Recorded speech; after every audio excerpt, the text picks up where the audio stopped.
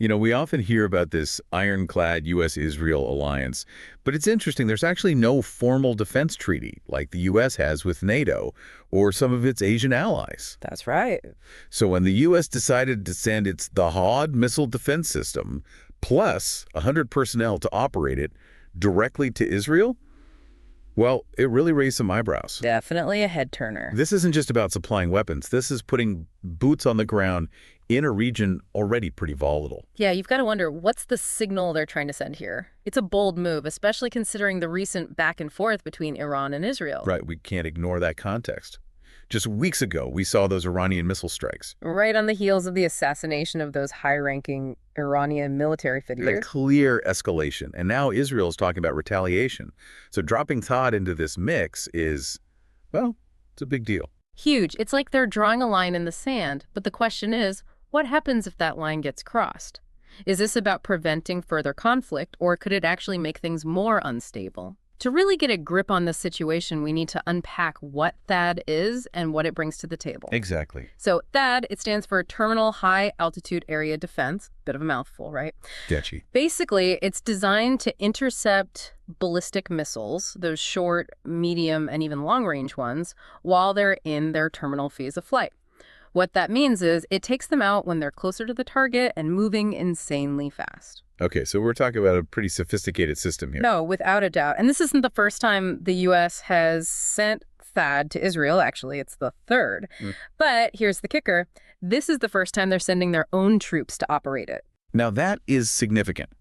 It's one thing to provide the equipment, but it's another thing entirely to have American boots on the ground actually controlling it.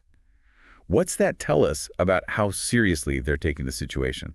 And what are the potential risks and rewards of such a move? It's a complicated picture, to say the least. On the one hand, it could be a way for the U.S. to reassure Israel, showing them unwavering support, maybe buying a bit of time to find a diplomatic solution. But on the other hand, it sends a clear message to Iran, too. Like, hey, you're not just dealing with Israel anymore. Exactly. You're now dealing with the U.S. military. Which, depending on your perspective, could be interpreted as either a strong deterrent or a straight-up provocation. Are we talking about preventing a larger conflict here? Or are we, maybe unintentionally, escalating the situation, drawing a line that someone might just feel like they have to cross? And what does this all say about the U.S.'s long-term strategy in the region?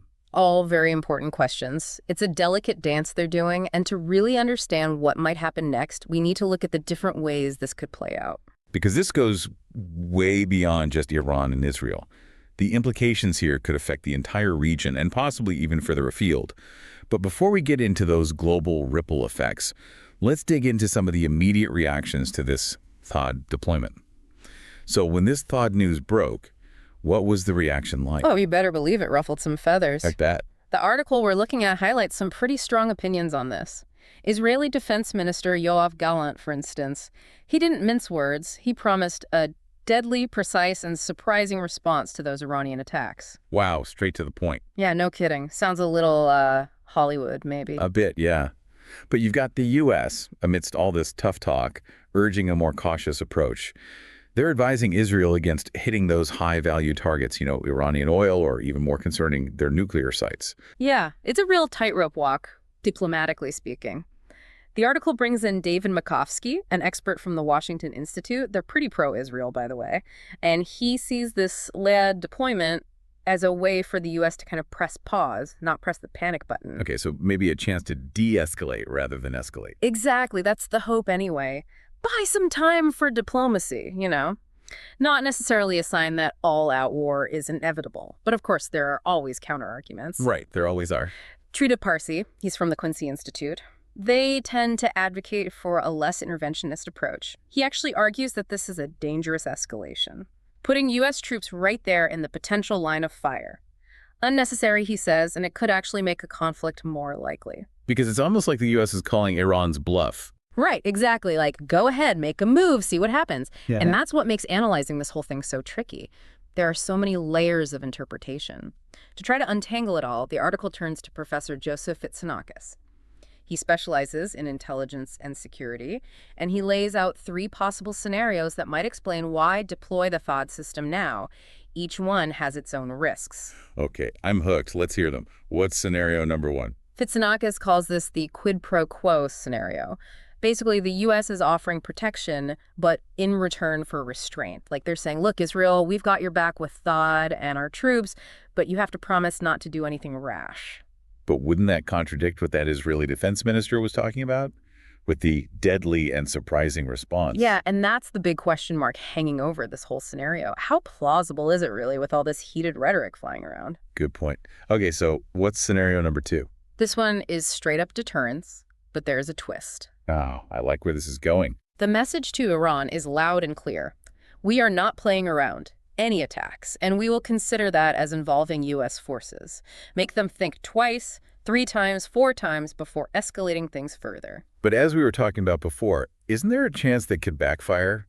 Like it could actually provoke Iran into calling the U.S.'s bluff, testing the boundaries? Absolutely. Deterrence, it can work, but it's a dangerous game. And it can blow up in your face, especially if the other side feels like they have nowhere to go or misinterpret the situation. High stakes all around. Okay, Professor Fitsanakis, what's the last scenario? Lay it on us. He calls this one the combo platter, and as you might guess, it's a mix of the first 2 scenarios. So the U.S. wants both reassurance and deterrence at the same time. They want to reassure Israel, but also deter Iran.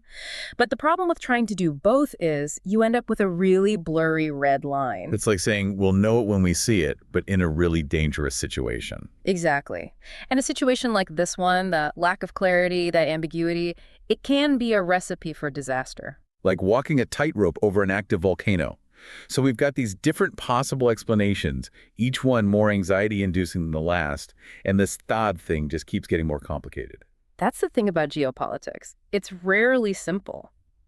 But we're not done yet, are we? There's more to this story. We've talked about the political calculations, the potential risks, but what about the technology itself? We've been talking a lot about the politics of this THAAD deployment, but let's not forget about the tech itself. It's pretty impressive stuff, right? What makes THAAD stand out in a region already packed with weapons? It's a good point, and it's worth digging into the specifics. The article brings in Jonathan Akoff, another defense expert, and he points out something really interesting. Even though Israeli and U.S. personnel have trained on THAAD before, it's actually never been used in a real combat situation in Israel. So, this deployment could be its first live test run in that part of the world. Possibly, yeah. And Akouf emphasizes a detail about THAAD that I find really significant. It's designed for those high-altitude intercepts. We're talking about taking out missiles way out there, long before they even approach Israeli airspace. What's the significance of that, in practical terms? Well, it suggests that Israel's concerns might go beyond just a first strike. Imagine hundreds of missiles fired at Israel. Even if most are intercepted, think about all that debris raining down on cities. The collateral damage would be massive. That's a chilling thought. So THAAD is almost like a different level of protection compared to what Israel already has? Precisely. It's not just about stopping a few missiles here and there. It's about preventing that widespread destruction from a huge missile attack. And here's where things get even more interesting. The article hints at another dimension to this whole story, something that could have implications far beyond the Middle East. Remember how we talked about THAAD's ability to intercept missiles in their terminal phase? Well, as it turns out, there are some notable similarities between Iran's missile tech and what you see in China's arsenal. I see where you're going with this. By sending THAAD to Israel now, the U.S. could gather incredibly valuable data on how effective this system might be against similar Chinese missiles if, and it's a big if, things were to escalate in the Pacific. So this deployment could be as much about testing and gathering intel as it is about the immediate situation in the Middle East. It's a possibility, and it highlights how interconnected things are on the global stage.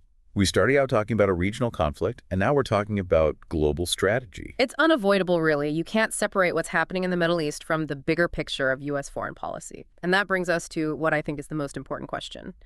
What happens next? What are the long-term implications of having THAAD and U.S. troops on the ground in Israel? The article focuses on the immediate reactions and the different scenarios, but this feels like a potential turning point. Does this become the new normal? That's the million-dollar question. Does this lead to a permanent U.S. military presence in the region? Does it drag America deeper into future Middle Eastern conflicts? And how will this affect U.S. relations with other key players in the region who might have their own complicated history with both Iran and Israel? This one decision has opened up a whole can of worms. It has. And that's what makes this such a fascinating, if a little unnerving, situation to unpack. It really drives home the point that in our world, seemingly isolated events can have far-reaching consequences. It definitely gives us all plenty to think about. A huge thank you to our expert for breaking down this complex issue, for explaining not just the what, but the so what. And to you, our listeners, as events unfold, keep asking those critical questions, keep digging deeper.